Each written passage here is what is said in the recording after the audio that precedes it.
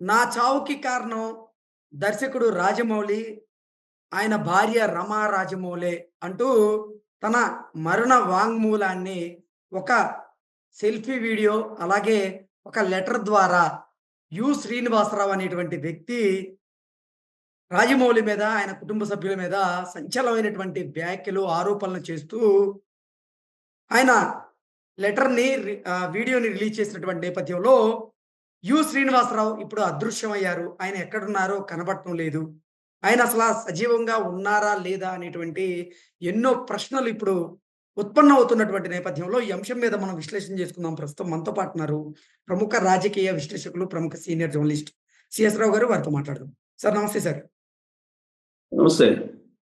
శ్రీనివాసరావు అనేటువంటి వ్యక్తి రాజమౌళి గారి మీద, రమా రాజమౌళి గారి మీద సంచలనమైనటువంటి వ్యాఖ్యలు చేశారు. నా చావుకి కారణం రాజమౌళి గారే. రాజమౌళి గారు నన్ను మానసికంగా, శారీరకంగా హింసిస్తున్నారు అంటూ తన మరణ వాంగ్మూలాన్ని ఒక సెల్ఫీ వీడియోలో, ఒక లెటర్ ద్వారా ఆయన తెలియజేయడం జరిగింది.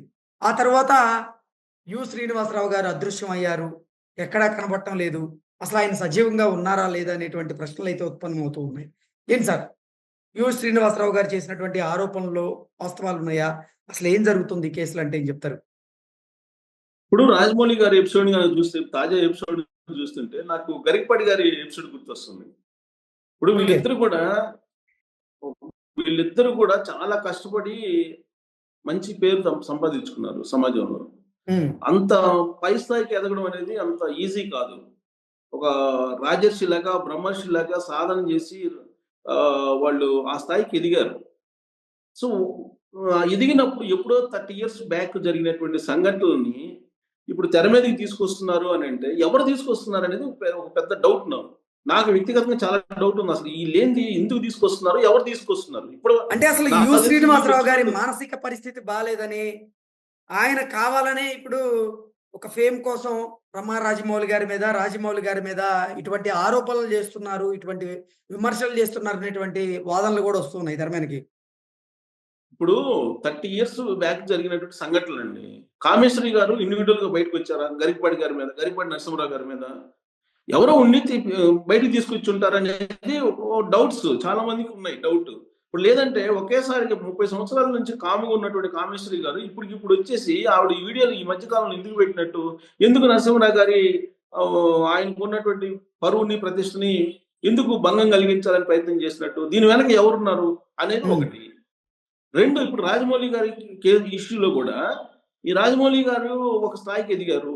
ఆయన టాలీవుడ్ నుంచి మనకు సినిమా ఇండస్ట్రీని, మొత్తం తెలుగు సినిమా ఇండస్ట్రీని బాలీవుడ్ స్థాయికి చేర్చారు. ఇంకో మాట చెప్పాలంటే హాలీవుడ్ స్థాయిలో ఇప్పుడు ఫిల్మ్స్ తీస్తున్నాడు. మరి ఆ స్థాయికి ఎదిగినటువంటి డైరెక్టర్ ని ఎందుకు ఒకేసారి ఆయన సంపాదించుకున్నట్టు కీర్తి ప్రతిష్టల్ని దెబ్బతీయాలని చెప్పేసి ఇప్పుడు అనుకున్నాడు? అందులో స్నేహితుడు శ్రీనివాసరావు ఇప్పుడు ఎందుకు అనుకున్నాడు అని అంటే, ఆయనకు పుట్టినటువంటి ఆలోచన, ఆయన కలిగినటువంటి ఆలోచన అని చెప్పేసి మనం అనుకోవాలా? 30 సంవత్సరాల నుంచి మరి ఉంటూ ఇప్పుడు ఎందుకు బయటకు వచ్చి ఆయన ఆ విధంగా మాట్లాడాడు? పైగా నేను మరణ వాంగ్మూలం ఇస్తున్నాను అని చెప్పి అన్నారు. ఇప్పుడు ఆమె కూడా, కామేశ్వరి గారు కూడా అదే చెప్పారు. ఏమని చెప్పారు కామేశ్వరి గారు? నాకు చావు తప్ప మరొక మార్గం లేదు, నన్ను మానసికంగా హింసించిన నా కొడుకులకి కాకుండా చేస్తున్నాడు గరికపాటి నరసింహరావు గారు అని చెప్పి ఆవిడ ఒక వారం రోజులు గందరగోళం చేశారు సోషల్ మీడియాలో. ఇప్పుడు ఈ శ్రీనివాసరావు గారు ఒక వీడియో రిలీజ్ చేసేసి, ఆయన ఏదో ఒక 30 years బ్యాక్ ఒక లవర్ ఉండేదట, ఆ లవర్ ని ఈయన ప్రేమించారంట రాజమౌళి గారు. ట్రయాంగిల్ లవ్ స్టోరీ ఒకటి చెప్పి మరణ వాంగ్మూలం, నేను ఇదే వీడియోని మరణ వాంగ్మూలం అనుకోండి, దీని అంతటి కారణం రాజమౌళి అని చెప్తాడు. అసలు ఇప్పుడు ఆ లేడీ ఎవరు? రాజమౌళి గారు చేసుకున్నట్టు రమాదేవి గారే కదా. మరి రమాదేవి గారు ఇష్టపడకుండా రాజమౌళి గారిని చేసుకుంటుందా? అంటే శ్రీనివాసరావు గారిని నిజంగా శ్రీనివాసరావు గారు చెప్పినట్టు ఒకవేళ ఇష్టపడింది అనుకో శ్రీనివాసరావుని చేసుకునేది కదా.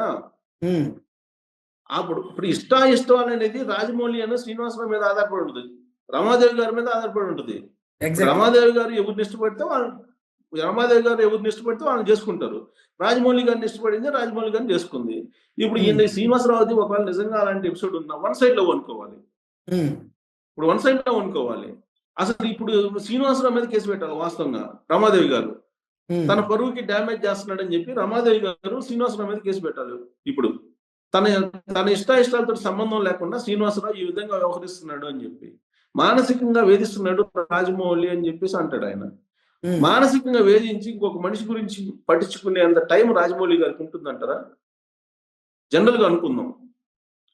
ఇప్పుడు ఇంకొక వ్యక్తి గురించి ఇప్పుడు అతను ఏం చెప్తున్నాడు, డైలీ అసలు శ్రీనివాసరావు అనే అతను చెప్తున్న దాని ప్రకారం ఏంది, డైలీ తన గురించి ఆలోచిస్తున్నాడు. తనేదో ఈ ట్రయాంగిల్ లవ్ స్టోరీని బయట చెప్తానని చెప్పేసి నన్ను టార్చర్ పెడుతున్నాడు, హరాస్ చేస్తున్నాడు ప్రతిరోజు అని చెప్పేసి ఆయన అంటున్నాడు. హ్మ్. అసలు ఒక స్టేజ్‌కి వెళ్ళిన తర్వాత ఇలాంటి వాళ్ళందరిని పట్టించుకునేటువంటి టైం ఉంటుందా రాజమౌళి గారికి? మామూలుగా జనరల్‌గా ఆలోచిద్దాం. ఇప్పుడు గరికపాటి గారు ఉన్నారు. గరికపాటి గారికి మాత్రం వాళ్ళ టైం ఉంటుందా? ఆయన ఒక స్టేజ్‌కి వెళ్ళిపోయిన తర్వాత ఆయనేంటో, ఆయన ప్రవచనాలేంటో, ఆయన వ్యవహారం ఏంటో, ఆయన బిజీలో ఆయన ఉంటారు. హ్మ్. కామేశ్వరి గారిని లేదంటే కామేశ్వరి గారి తోటి ఉండే వాళ్ళని వీళ్ళందరిని పట్టించుకుంటారు వీళ్ళు. ఆ స్టేజ్ కాదు కదా! ఆ స్టేజ్ ఆ స్టేజ్ దాటిపోయారు. ఇంకోటేంటంటే 30 సంవత్సరాల క్రితం అని చెప్పేసి ఈ ఎపిసోడ్‌లు బయట పెడుతున్నారు.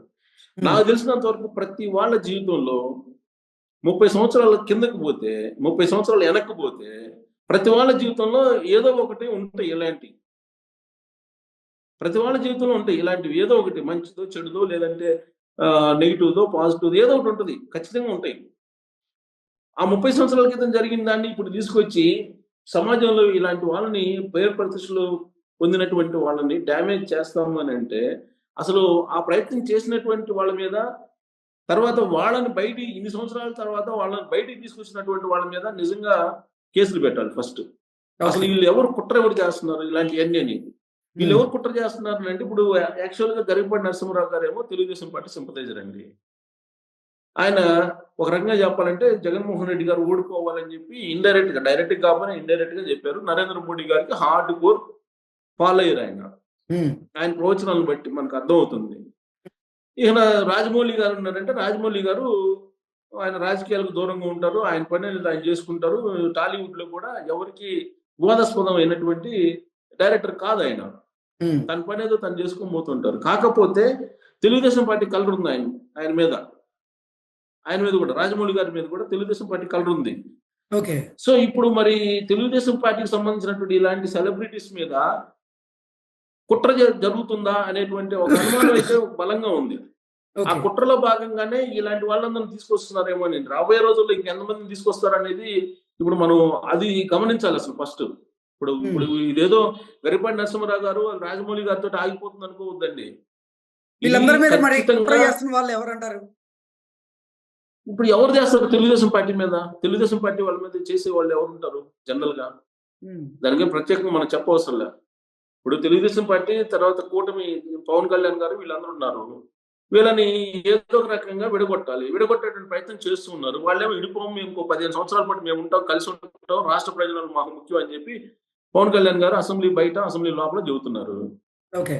మరి ఇదంతా కానప్పుడు ఎవరైతే తెలుగుదేశం పార్టీ వైపు నుంచి వాయిస్ వినిపిస్తున్నారో, ఇప్పుడు వాళ్ళని అలాంటి సెలబ్రిటీస్‌ని దెబ్బతీయటానికి ఇలాంటి ఎపిసోడ్స్‌ని తీసుకురావచ్చు. నేను అనుకోవటం ఈ ఇద్దరితోటి ఆగిపోతుంది అనుకోవట్లేదండి నేనైతే మాత్రం. ఓకే. ఖచ్చితంగా ఎవరైతే కొంచెం పేరు కీర్తి ప్రతిష్టలు ఉన్నటువంటి వాళ్ళున్నారో, వాళ్ళకి సంబంధించినటువంటి గతానికి ఎళ్లి ఎవరినో పట్టుకొచ్చేసి శ్రీనివాసరావు లాంటోళ్ళు, కామేశ్వర్ గారు లాంటోళ్ళు హ్మ్. పట్టుకొచ్చి ఇలా స్ప్రెడ్ చేసేసి వాళ్ళకున్నటువంటి పరువు ప్రతిష్టని భంగం కలిగించేటువంటి ప్రయత్నం చేస్తూ ఉన్నారనమాట. నేనైతే అనుకుంటున్నా. లేదంటే 30 సంవత్సరాలకి అసలు ఆయన చెప్పింది నవ్వొస్తది. ఒక రకంగా చెప్పాలంటే ఆయన మానసిక స్థితి కరెక్ట్‌గా లేదేమో అనిపిస్తుంది. 100కి 40 100కి 80 మందికి ఏదో ఒక గతం ఉంటదండి.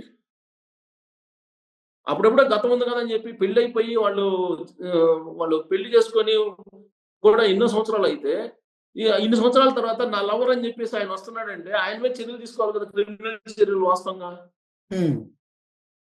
తీసుకోవాలి గదా! అలాగే కామేశ్వర గారి మీద కూడా చర్యలు తీసుకోవాలి. ఎప్పుడో ఆమె విడిపోయింది.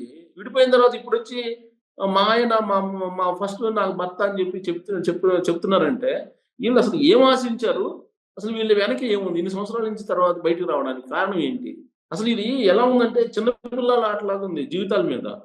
వాళ్ళు ఎంతో అహర్నిశలు శ్రమించేసి వాళ్ళు మొత్తం ఒక తపస్సులాగా చేసుకొని ఒక కీర్తి ప్రతిష్టలు సంపాదించుకుంటే, ఇలాంటి ఎపిసోడ్లు నడిపి వాళ్ళకి లేకుండా చేస్తున్నారంటే, వాళ్ళు ప్రతి పరిషత్తులు దించేలాగా ప్రయత్నం చేస్తున్నారంటే, ఖచ్చితంగా దీని వెనక కాన్స్పిరసీ ఉందండి. ఈ కాన్స్పిరసీ బయట రావాలి. Conspiracy okay. బయట కుట్ర అనేది బయటకు రావాలి. ఓకే. రాకపోతే మాత్రం రాబోయే రోజుల్లో మరిన్ని ఎపిసోడ్‌లు మనం చూడాల్సి వస్తది ఇలాంటివి. నేను ఓకే. అనుకోవటం. Okay sir. Thank you so much అండి.